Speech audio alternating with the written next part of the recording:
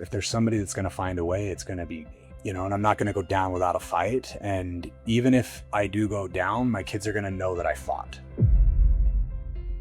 Your body has been speaking to you your entire life, and learning how to listen changes everything. This is the Underlying Answers podcast. It's time to restore the design. Today, we're exploring what happens when we stop forcing ourselves into generalized approaches to health and we begin recognizing that every human body is uniquely wired, patterned, and responsive in its own unique way. In this conversation, we're diving into the relationship between personalized wellness, genetics, stress, body awareness, and the growing disconnect many people feel from their own biology.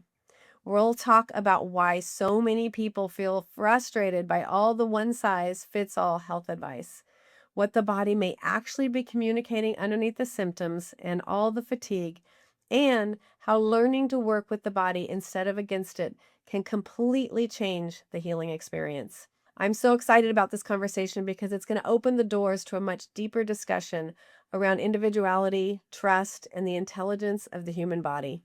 Today, I'm super thrilled to be joined by Coach Colton Ogden from Reclaim Wellness.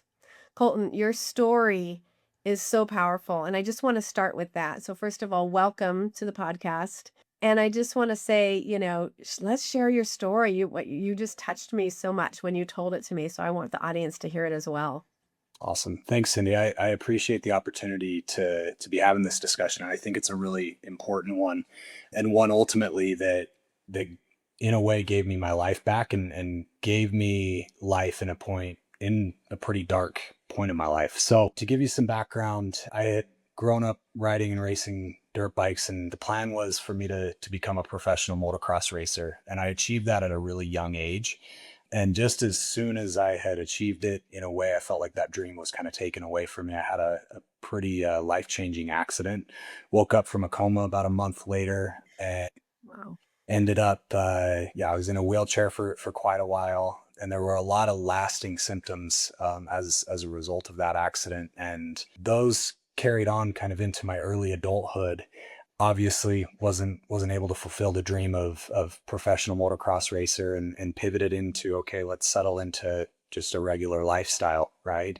Started going to school and got married, had a couple of kids, and I started having some pretty major health issues about 10 years ago that modern medicine wasn't really able to provide a lot of answers for. And over the course of a couple of years was essentially told, hey, this is going to just continue to get worse, and there's not really a chance of it getting better. And was given roughly a 6 to 8 year life, not a life expectancy, but like a normalcy of life expectancy, saying, okay, cognitive function, motor function, some of the things that they had documented over the previous 2 years, they had said, hey, life as you know it is not going to be your norm in 6 to 8 years. It's going to be a lot different. And I remember looking at my two boys at the time and just thinking, oh my gosh, like this is one of the most important roles that I have as a human being, is to be the dad that I want to be. And what I'm hearing from these specialists that have gone to school for 12 years, that as just a regular human, I'm supposed to be putting my faith and trust in. I'm hearing from them that, hey, like you're not going to be the dad that you want to be. I remember that was a pretty dark period for me. And ultimately, through kind of some ups and downs through those emotional waves that followed that, I committed to, what, if there's somebody that's going to find a way, it's going to be me. And I'm not going to go down without a fight. And even if I do go down, my kids are going to know that I fought. Right. That was ultimately what I wanted to be able to hang my hat on. And through that, found a lot of different holistic ways of healing, found that the body keeps score. There's, issues are stored in the tissues. As you heal some of these things from both an emotional standpoint and a physical standpoint, there's really some amazing things that happen. There were a lot of things that had been showing up for me as symptoms that were result of not only the physical trauma from the motocross accident, but also a lot of traumas that I had had growing up in the childhood that I had. And so all of these things started to show. And ultimately, here we are 10 years later, and I have zero of the symptoms that I had 10 years ago. I don't take any pharmaceuticals. I'm not reliant on anything that's not natural. And I mean, we'd kind of discussed this, right? Modern medicine, I think, is a beautiful thing and a miracle in its own right, but it's not a one size fits all, and it's not something that is going to provide the answer for every person that walks through the door. And so it led me down this path of more personalized wellness. Colton, your story is so it's just really empowering and really amazing. I can't even imagine what it would be like as a dad to look at your kids and say, I'm not going to be able to be that dad that I thought I was going to be. But I loved what you said because you said, I'm going to give it my all, right? I'm going to keep fighting and I'm going to do my best. And if, they're going to know that no matter what, dad tried as hard as he could to be that dad, right? Yeah, And I think that absolutely. is really, really special. And I want to take this conversation into a place of like really looking at as us as humans, as unique individuals. I noticed that your work really emphasizes, and you're going to get a chance at the end of this to talk about your work a little bit and share how people can get to know you. But right now, I just want to talk about how people are not average, right? I really resonated with your story when you said, you kept hearing that this was the way it was going to work out, that this was the only story that was available to you. And you kind of bought, like, it's easy to buy into that as humans, right? Like to, oh, well, kind of succumb to that. I was told I was just going to have allergies my entire life and suffer as severely as I would my entire life. And those generic wellness approaches often fail, just like they failed you, they failed me, and they fail so many of our listeners because they don't account for individuality, Yeah. right? And so, what first led you to recognize this is a question for you, like, what first led you to recognize how differently each person's body responds and heals? What was that aha moment where you went, oh my goodness, like I don't have to buy into this for myself. I can fight harder. I can try new things. I can look at different options. What was that moment for you? Do you remember? Yeah, I had a really profound experience, and I was watching a movie with my two young boys at the time, and it's kind of a comedy movie, but there was a really profound line in it that said, "Play the victim, and you will be the victim." And it was as though, like, whoever you want to say delivers these messages, God, source, universe, right?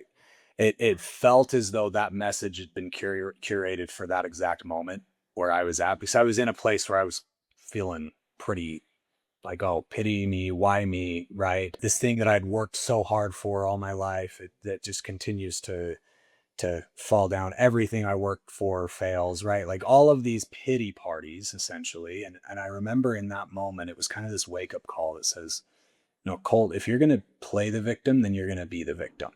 And it was the first time in my life that I said, okay, you know what? I'm actually in more control than I give myself or am giving myself credit for. And you had talked a little bit on the story, and what I found through that experience was my story that I tell myself about the event or situation is the thing that determines how I feel. And so if my story is, oh, this is the worst thing that could happen and I can't do anything about it and poor me, obviously I'm going to feel really, really crappy. On the other side, and this was ultimately where that one line kind of woke me up in a sense, was I was looking at my two boys and it's like, okay, who do I want to be in this? Do I want to be the guy that rolls over, or do I want to be the guy that says, you know what? Yeah, the odds are stacked against me, but I'm going to figure it out. If my story is, I'm going to do everything in my power to figure this out, and I'm not going to quit, and I'm not somebody that quits, I feel empowered rather than powerless. And so for me, that was a moment where everything shifted from feeling powerless and like everything was happening to me to, oh my gosh, I've got more power than I realize. And maybe there's a way that this is happening for me. And what's really cool is that even that story, and as crazy and terrible as it was in the moment, it's like, it's been a huge connection point. Like everything that we do here at Reclaim Wellness, it's like, that's where it started, right? It ultimately came from that. which during the moment was a really, really painful and challenging thing to go through. Yeah. However, look at what's come of it and what continues to come of it. Even this conversation, right? Like we wouldn't be having this conversation had I not been playing the victim for long enough to realize I didn't want to. Yeah. Oh, I got goosebumps. It's there's you said so much there, and one thing I want to do now is take what you've learned from this experience and talk about it from your body experience. What did you learn through everything you went through? Like you mentioned earlier that you went through the ups and downs of the emotional runway, right? Like when you're going through something as intense and severe as what you went through, when your life changes instantly overnight, your body feels that. And so not only did you feel it physically in terms of the accident and the healing and all of that, but what did you learn about your body? I'd like you to share like what kind of messages were your body giving you? What did you learn from learning to listen to what your body needed, learning to listen to those emotions and learning to have that conversation and say, we can let this consume us. We can succumb to it or we can rise above it. That's a partnership with your body, right? Because it's not just your words that come out, it's a communication, it's a way of communicating with your body saying we're not going to let this take over. What would you say how would you speak to how you learn to communicate differently with your body because of everything you went through? Yeah, this is a great question. And it's interesting because after that accident, initially, there was still hope that I could go, that I could make it back onto the pro scene and make a career out of it. Right. And I tried to do it from a place of force of like, I can do this. I'm just going to get back in. And my upbringing, I grew up in a really angry household and I was taught to deal with my emotions just through example with anger, right? It's like you can put a fire out with fire if your fire's hotter, right? Was kind of the message that I had taken. And so ultimately that was kind of what I took into that. And what happened was my body resisted and my so I had broken my femur in several different places and it didn't end up healing correctly, and they had to go back in and re-break everything, and I was back to square one right away. And so and that was nearly a year after the initial accident. And so and then with that it was like, okay, there's actually no hope of making a career out of this. And it was interesting because there were signs that I can look at along the way that it was almost like my body was begging me to slow down and listen to it, right? Whereas I was just like, no, go, go, go, go. I can get through anything as long as I've got enough anger. It's almost like I was transmuting into production, especially when it came to racing. And through that whole experience, and then even through the experience of 10 years ago, it was interesting because there were times that I started to recognize how emotions felt in the body, and I started to listen and I said, okay, this is how anger feels, right? Like I feel anger right here, just right here in the center of my chest, right below my sternum. And it's like it's red hot. And like I can almost visualize it now when it starts to come up. And I can say, okay, that awareness almost helps me gain more control over it. There were things with healing. I mean, it was interesting once I started learning about different injuries on different sides of the body and what they mean and different portions of the body and what they mean. And I had some issues with my hip and arthritis and things like this. Like at 24 years old, I had arthritis in my hip, right? Like there's not very many 24-year-olds that have that. So as I started to understand the emotional and spiritual side of what was happening as well. And I was able to learn about that, which a lot of what we teach here at Reclaim is it's like awareness is the first step to anything improving. Until we're aware of something, we can't improve it. If we do, it's typically an accident, right? And so that awareness gives us so much power. And it was like, okay, once I was aware that, gosh, like the reason my hip is hurting is because I'm afraid of moving forward out of this thing that hasn't served me for so long, right? And it's like, I mean, obviously there was more to it, but with that, looking at it through the lens of this is much more than just physical. Like this is an entire human experience, not just a physical human experience. Yeah. That awareness in and of itself, I was able to start working through some of those things that now it's like I don't have any issues, right? I feel better at 33 than I did at 23 physically.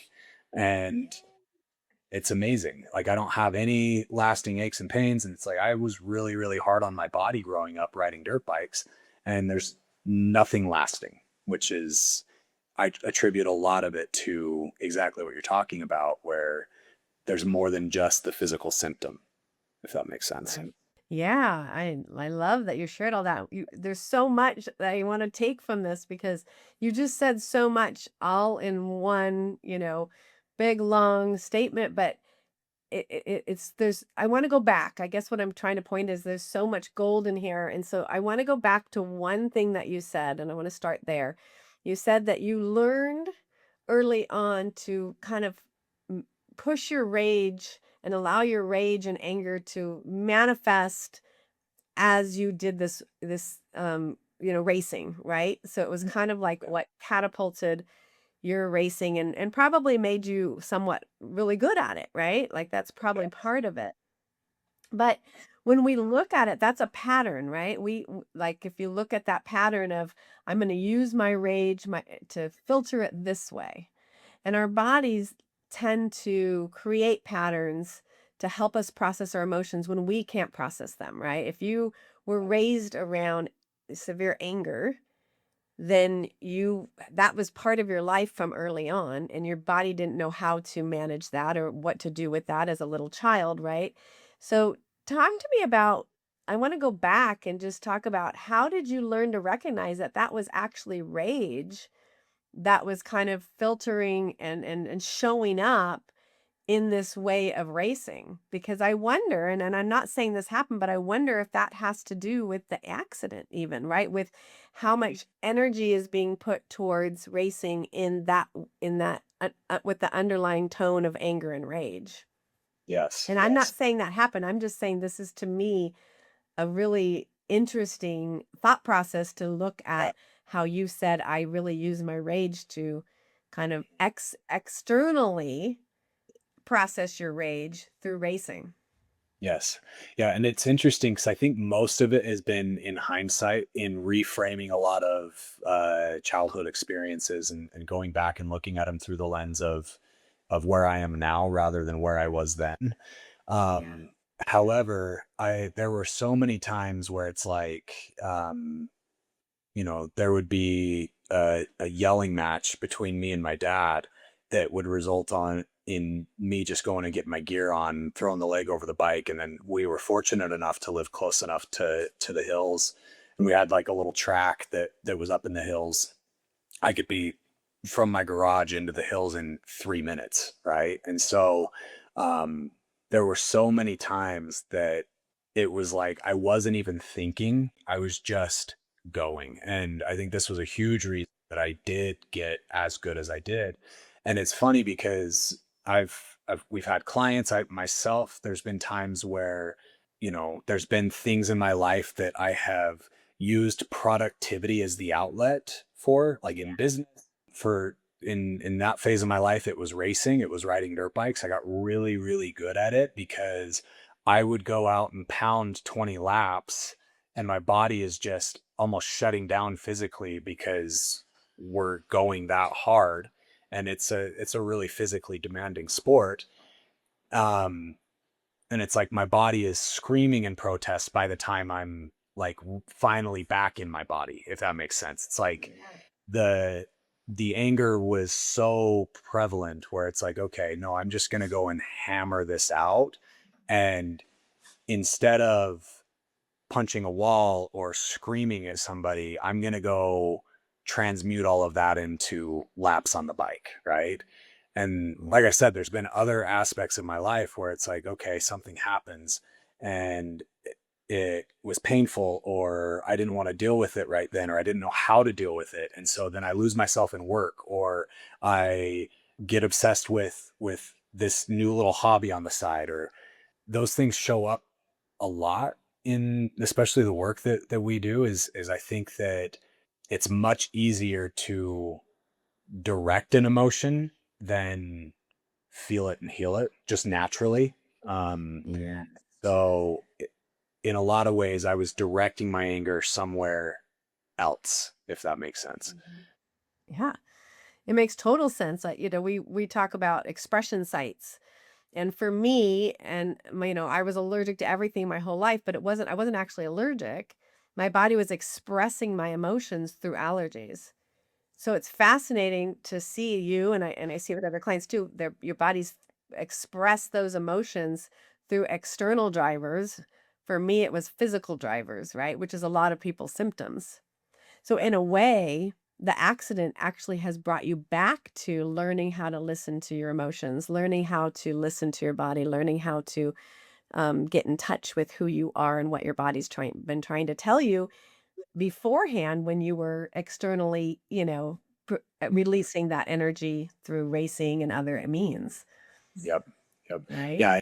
It was quite the wake up call to go from being able to do that to no, like now I've got to sit in a hospital bed or a wheelchair. And uh, it was months of that. And there was a lot of reflection and healing that happened as a result that, yeah, I would have run from had life not forced me to do it. Yeah, and that's really beautiful that you actually allowed yourself to learn it and look at your accident that way and learn from it because that's why you're getting to do this powerful work and help others now, right? Absolutely. Absolutely. Yeah. Wow. Oof. It's so good. I want to ask you something about when you're working with clients. Have you noticed situations where people blame themselves? I'm reading this because I wrote this because something on your website really made me think. I bet you work with clients who kind of shame themselves or guilt themselves because whatever they've tried isn't working. And I've done everything I need to do and I'm doing it the right way. And they're kind of taking that blame on themselves for things not working. Do you experience that as well? Yes. Yeah. It's interesting. I like the way that you put it. Because what I've found is that shame is probably the most universal emotion of at least the people that I've worked with.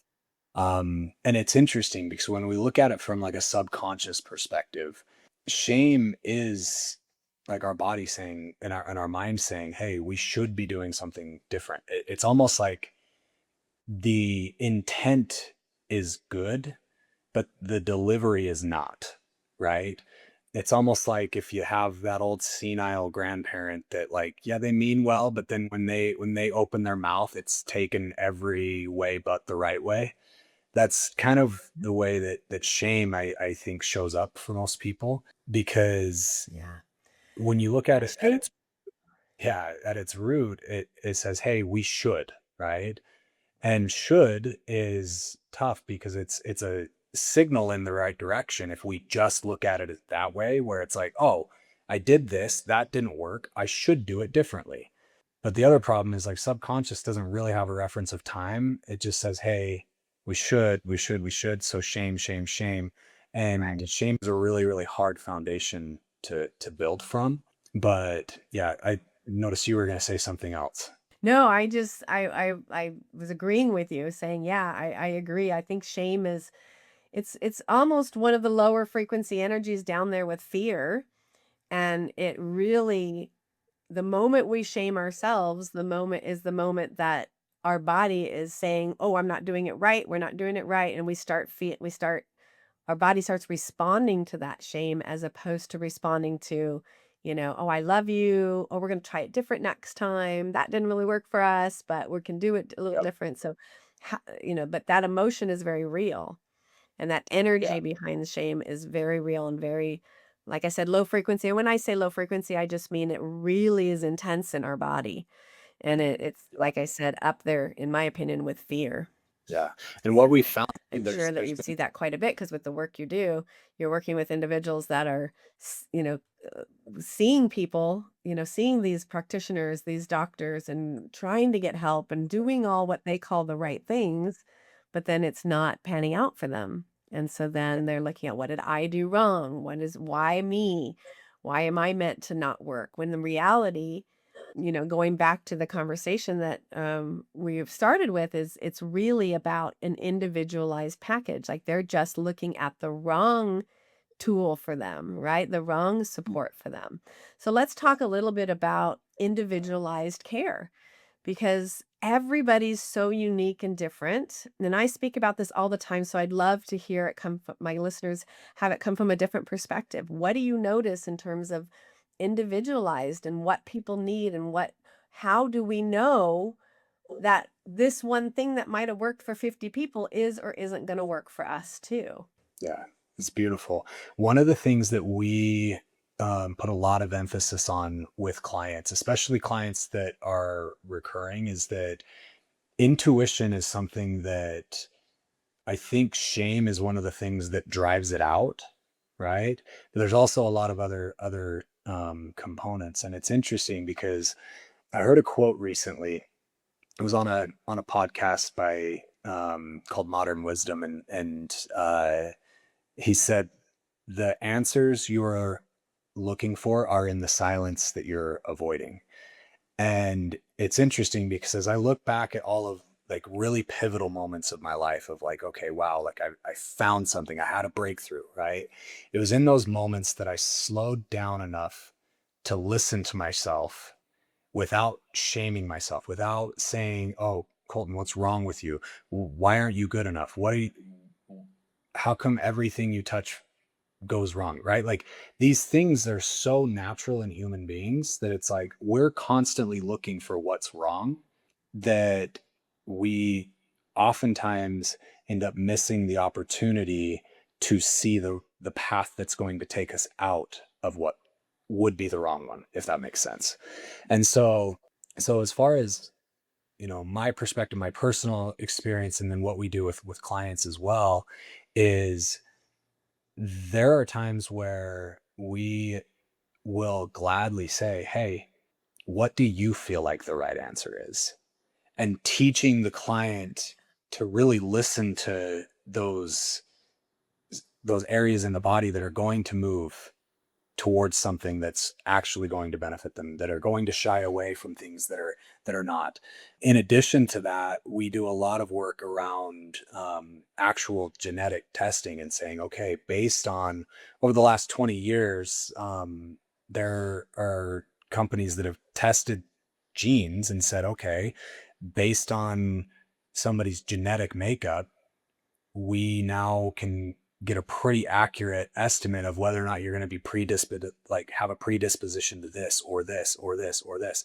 And for us, it looked really, really, or it looks really, really like it just makes sense. It's almost like this is logic, right? We're all made up differently, even to the point where it's like you look at like magnesium, there's several different types of magnesium, and based on your genetic makeup, we can get a pretty accurate estimate on which magnesium is going to, like, your body's going to absorb the right way to get the benefits that you're wanting, right? And even from that point, it's like every client that walks through the door, there's different goals, right? Like we have everyone from professional athlete that was just given a Lyme disease diagnosis, that now their career's over and they're not sure what to do next, right? There's a lot of emotions and things like that that come with that, to a young athletic prodigy that wants an edge, to an 80-year-old woman that is overweight and diabetic and had a wake up call because they lost their sister to diabetes and they don't want to die, right? Yeah.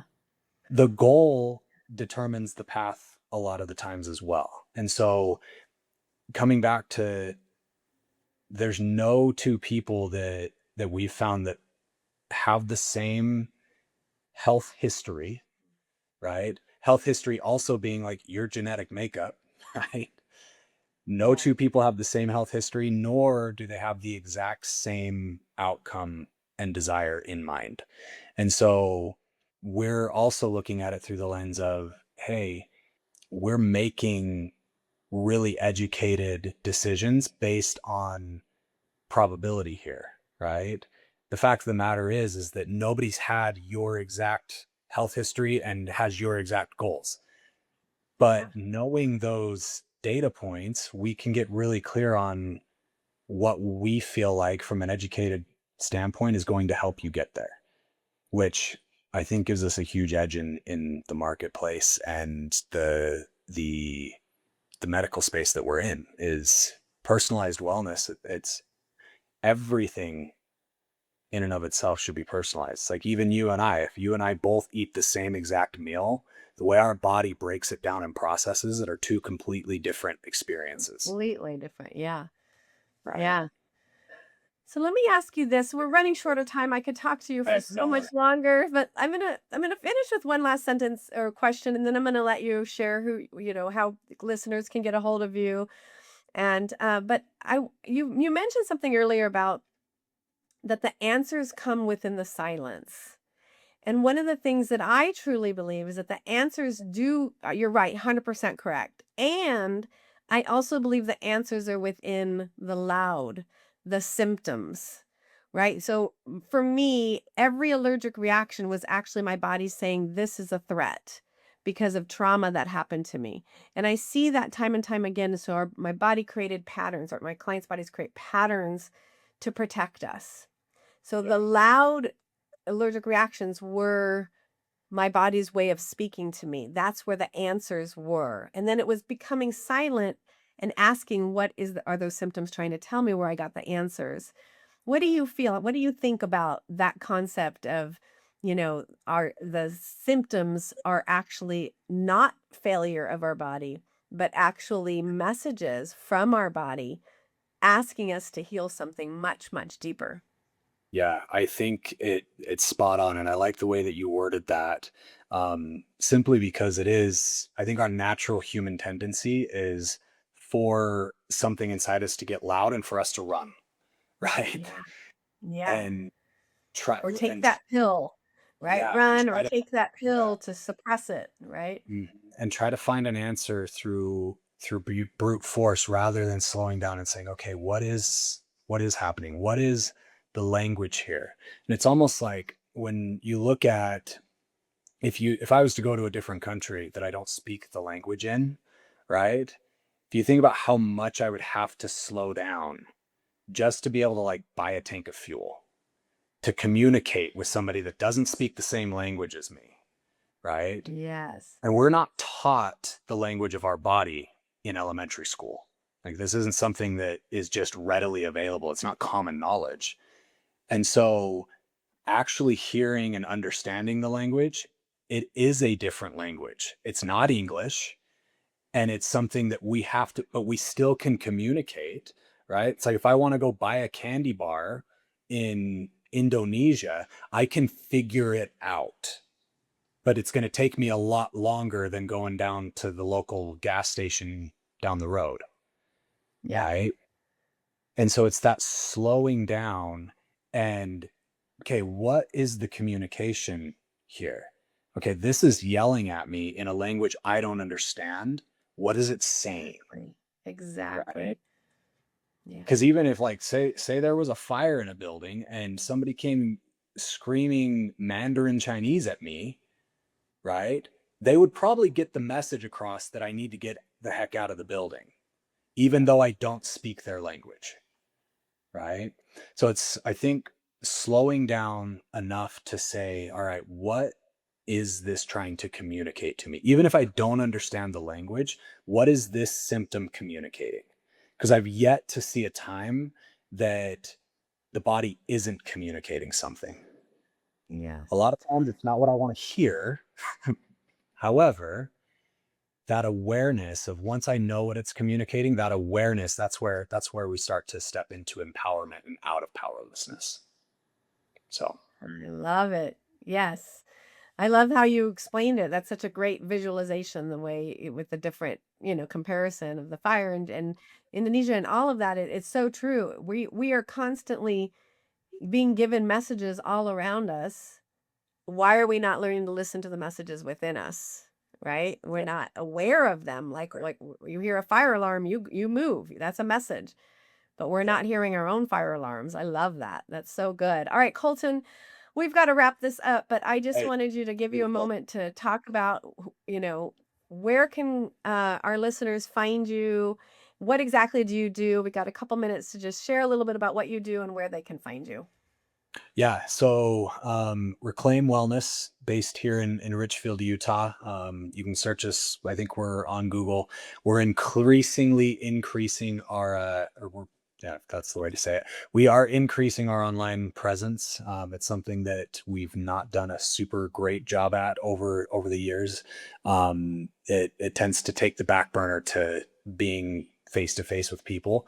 One of the things that we have been doing is biology blueprints. And so we do have that. That's one of the things that we have started to really dive into is that personalized wellness plan from somebody's biology standpoint. Personally, I do a lot of work in the subconscious. Here at our wellness center, we do IV therapy, holistic nutrition, counseling, fitness, exercise, peptides. We have our hands in just about anything holistic wellness. I facilitate breath work. Usually one time a month here locally as well. And so if you're anywhere close to Richfield, come find us. If not, we will connect with us online. You can find us on Instagram and Facebook as well. And we're always happy to connect with anybody that has any questions. All right. Thank you so much, Colton. Thank you for being on. I'm definitely going to have you back on again someday.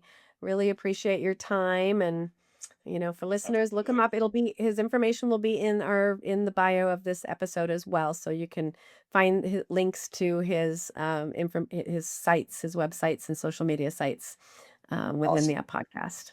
All right. Okay. Thanks, Cindy. Thank you, Colton. Okay. Bye for now.